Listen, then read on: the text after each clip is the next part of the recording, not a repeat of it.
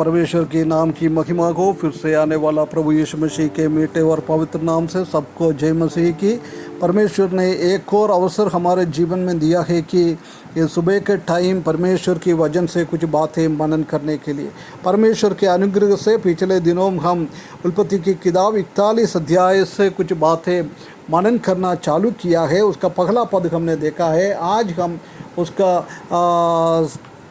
दूसरा पद से हम थोड़ा बातें देखें। दूसरा पद में हम देख सकते हैं कि दूसरा पद से लेकर 7वीं पद तक फरोस डिस्टर्बिंग ड्रीम्स, फरो का मन व्याकुल करने वाला स्वप्न को उधर हम देख सकता है। और उस नदी में से 7 सुंदर और मोटी मोटी गायें निकलकर कचार की घास चरने लगी। और क्या देखा कि उनके पीछे और 7 गायें जो क्रूब और दुर्बल है नदी से निकली और दूसरी गायों को निकट नदी के तट पर जा खड़ी हुई। तब ये क्रूब और दुर्बल गायें उन 7 सुंदर और मोटी मोटी गायों को खा गई। तब फिरौन जाग उठा। देख, पहला स्वप्न ये देखा है, एक अच्छा मोटा गाय 7 पगले निकला है, वो घास खा रहा था। उसी टाइम फिर विरूप और दुर्बल गाय आ गया है, परंतु वो गाय क्या कर दिया है, वो मोटा गाय को पकड़ के खा लिया है। उसने स्वप्न देख के नींद खुल गया है। उसके बाद फिर हम देख सकते हैं कि वो फिर सो गया। 5वें पद में फिर सो गया और दूसरा स्वप्न देखा कि एक डंडी में से 7 मोटी और अच्छी अच्छी बालें निकली। और क्या देखा कि उनके पीछे 7 बालें पतली और पुरवाई से मुरझाई हुई निकली। और उन पतली वालों ने उन 7 मोटी और अन्न से भरी हुई बालों को निकाल लिया। वो फरौन जगा और उससे मालूम हुआ कि ये स्वप्न ही था। देख, 2 स्वप्न देख रहा है। एक मोटा गाय, पतला गाय मोटा गाय को खा रहा है। उसके बाद दूसरा हमने देखा है 7 ठंडी में से 7 मोटी और अच्छी अच्छी बालें निकली। उसी के पीछे पीछे 7 बालें पतली और पुरवाई निकला है। वो पतली और पुरवाई बालें वो दूसरा मोटी और अच्छी बालों को खा लिया है। दोनों एक ही अर्थ को बता रहा है। इसी बात को हम इस पदों में हम देख सकता है।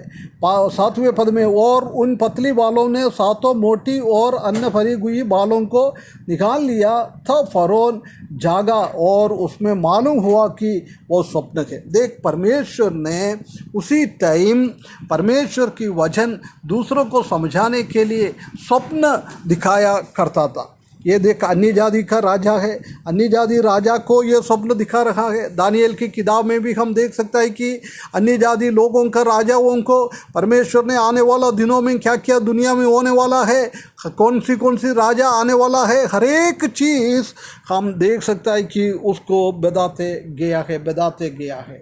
इधर भी हम देख सकते हैं कि परमेश्वर ने परमेश्वर की वचन के द्वारा और स्वप्न के द्वारा अमानुषिक रीति से और विचित्र रीति से ऐसी देखा तो क्रेजी रीति से, एक पागलापन के अनुभव की रीति से कुछ बातों के द्वारा परमेश्वर ने उनसे बात किया है। ये सब परमेश्वर की दिखाने वाला चीज़ था।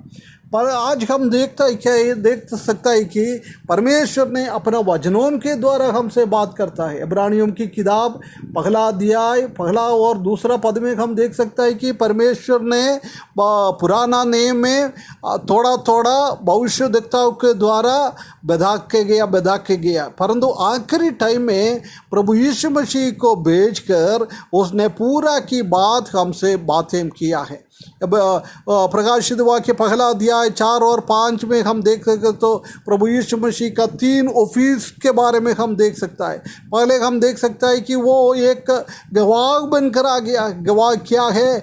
एक प्रोफेट को दिखाता है, एक भविष्यद्वक्ता को दिखाता है। भविष्यद्वक्ता क्या है? स्वर्ग में परमेश्वर से क्या क्या कहा सुना है, क्या क्या देखा है, वो सब ऐसी आंखें बताने वाला प्रभु यीशु मसीह को हम देख सकता है। इधर भी हम देख सकता है कि स्वप्न के द्वारा परमेश्वर ने उनसे बात किया है। हम आज कितना ही बड़ी हम लोग हैं, वो स्वप्न के द्वारा नहीं, उससे भी बढ़कर प्रभु यीशु मसीह का आवाज़ हमारे लिए परमेश्वर का वचन में दिया हुआ है। वो हमसे वो बात करता है, कितना एक बहुत बड़ी बात है। उसके बाद 8वें पद में हम देख सकता है कि वो स्वप्न देखकर बहुत व्याकुल हो गया है। भोर को फिरौन का मन व्याकुल हुआ है। भोर को उसने उठा है, मन व्याकुल हुआ, ये क्या है? उसने मिस्र के सब ज्योतिषों और पंडितों को बुलवाया भेजा और उनको अपने स्वप्न बताया, पर उनमें से कोई भी उनका फल फिरौन से ना कर सकता है। देख, मिस्रईम की बुद्धि और ज्ञान उसी टाइम बहुत था, परंतु वो बुद्धिशाली लोगों को परमेश्वर ने वो गुप्त बातों को प्रकट नहीं किया है। ये परमेश्वर का स्वप्न बताने वाला काम परमेश्वर का है। जो उत्पत्ति की किताब 40 अध्याय उसका 8वें पद में जब वो पिलाने वाला और दूसरे पकाने वाला दोनों को वो अर्थ बोलने के पहले हम देख सकते हैं कि वो भी बोलता है प्रभु जो सब उनसे पूछता है, स्वप्न बताने वाला, दिखाने वाला और उसका अर्थ प्रकट करने वाला केवल परमेश्वर ही है। ये परमेश्वर की कर सकता है, परमेश्वर ही प्रकट कर सकता है। परमेश्वर ने जोसेफ को ऊंचा उठाने के लिए ऐसी एक स्वप्न फरो को दिया है, फरो को व्याकुलता में लेके आया है। उसी टाइम का सबसे ऊंचा राजा फरो है, पूरा दुनिया के शासन करने वाला है। वो व्यक्ति व्याकुल हो गया। क्यों?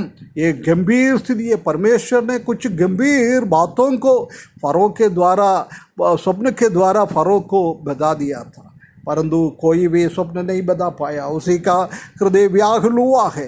परंतु ये क्या के लिए था? भलाई के लिए। जोसेफ की भलाई के लिए परमेश्वर ने ये सब कुछ काम कर रखा है। आगे पद पर हम देख सकता है कि जोसेफ को लेके आता है, उसका स्वप्न बताता है, स्वप्न का अर्थ बता रहा है। आने वाले दिनों में वो हम देखेंगे। आज भी परमेश्वर हमसे दुनिया के आखिरी टाइम तक क्या क्या इस दुनिया में होना है वो सब प्रकाशित वाक्य में हमको बताते गया हुआ है। वो हमको पढ़ना है, वो सुनना है। परमेश्वर का वचन है, ऐसी समझकर हमको उसमें से सीखना है, पढ़ना है। परमेश्वर इस वचन के द्वारा हमको सहायता करे, उसके बड़े नाम की महिमा को।